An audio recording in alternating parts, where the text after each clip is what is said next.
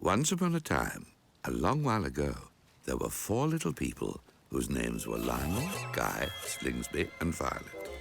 They all thought they should like to see the world, so they bought a large boat to sail quite round the world by sea.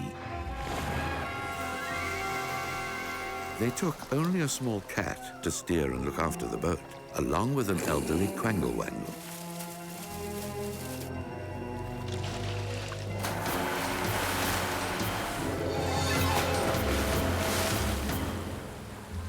The narrow part of the sea was so entirely full of fishes, they could go no further.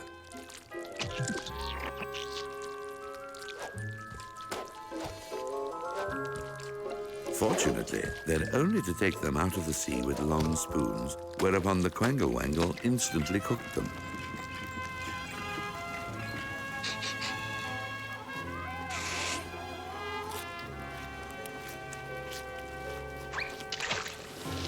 The few fishes that remained uneaten complained of the cold, as well as the difficulty they had in getting any sleep on account of the extreme noise made by the Arctic bears and tropical turnspits. Violet most amiably knitted a small woolen frock for several of the fishes, and Slingsby administered some special drops, through which kindness they became quite warm and slept soundly.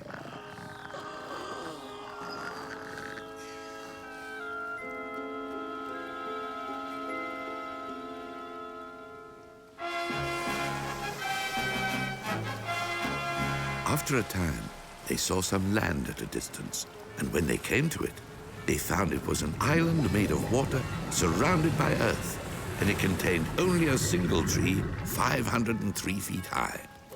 To their great surprise, they found the island was full of veal cutlets and chocolate drops.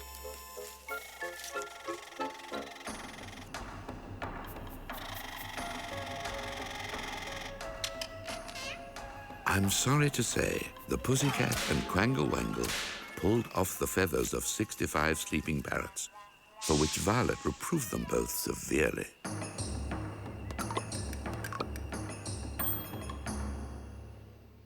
They then came to a country wholly covered with immense orange trees. They all landed, taking with them a tea kettle, intending to gather some of the oranges and place them in it. But while they were busy about this, a most dreadfully high wind arose.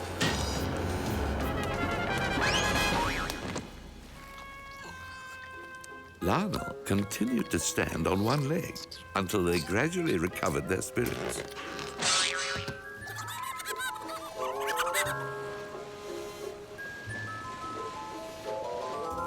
By and by, they landed in the country of the bluebottle fly. The Quangle Wangle placed some pebbles in the hot water and played tunes over them on an accordion, by which, of course, tea was made directly and of the very best quality.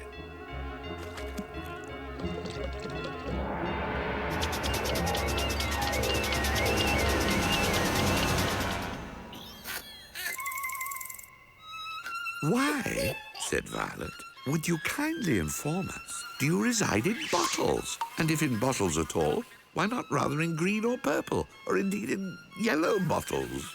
We found the bottles here already to live in, and when winter comes, we turn the bottles upside down and consequently rarely feel the cold at all, which of course wouldn't be the case with any other color than blue." When asked what they eat, the bluebottle flies answered, "Oyster patties, raspberry vinegar, and Russian jelly." Said Slingsby.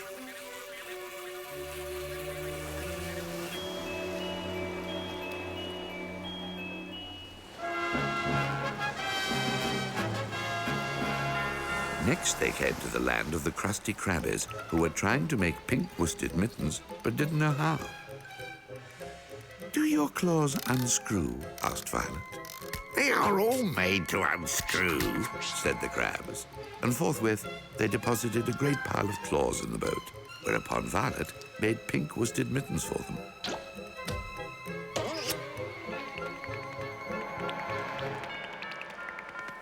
As they sailed on, Violet tried in vain to churn salt water into butter. Shortly after this, the travellers were obliged to sail directly under a particularly odious little boy.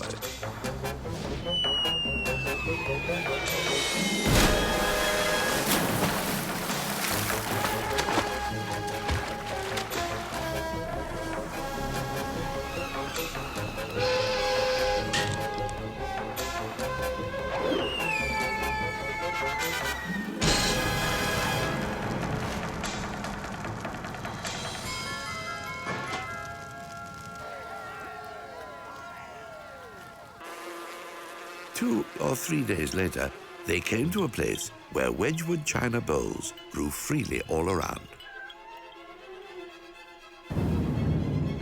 The yellow-nosed ape who stored mulberry jam in jars for the winter was fast asleep. Still, Lionel thought it best to take only a small cup.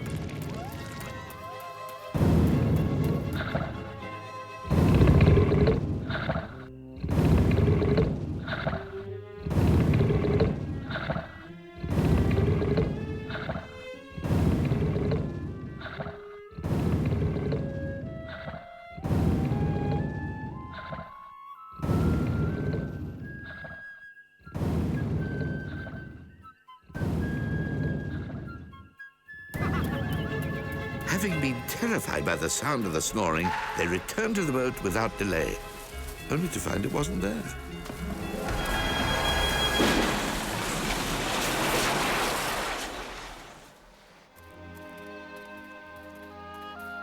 After traveling for some time, they saw somebody in the distance in what seemed to be a large white wig.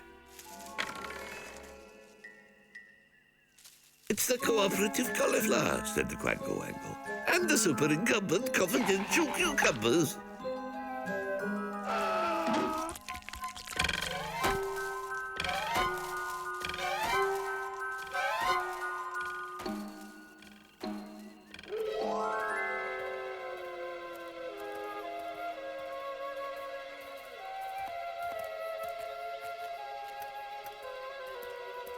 Having pursued their wandering by land, they were fortunate when they happened to pass an elderly rhinoceros.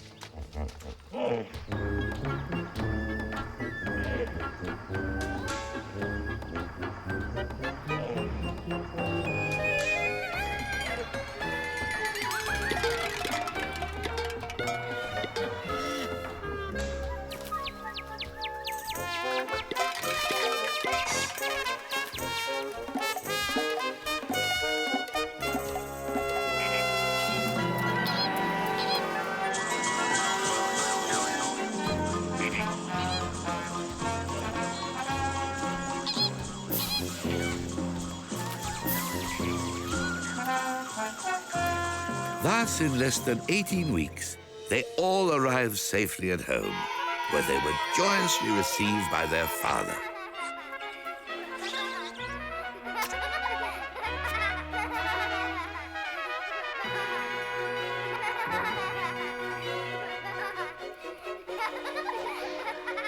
As for the rhinoceros, in token of their grateful adherence, they had him stuffed directly, and then set him up outside the door of their father's house as a diaphanous door scraper.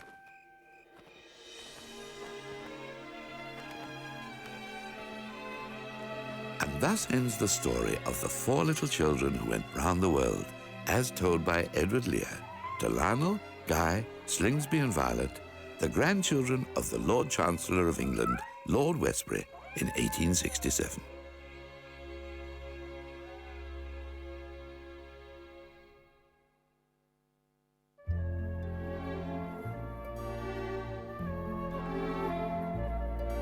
On the top of the crumpety tree, the Quangle Wangle sat, but his face you could not see on account of his beaver hat, for his hat was 102 feet wide, with ribbons and bibbons on every side, and bells and buttons and loops and lace, so that nobody ever could see the face of the Quangle Wangle Queen.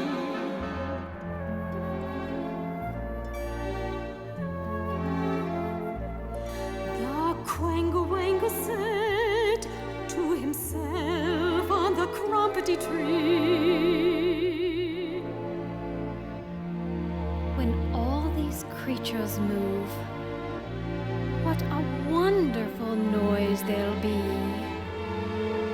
And at night, by the light of the mulberry moon, they'll dance to the flute of the blue baboon on the broad green leaves of the crumpety tree.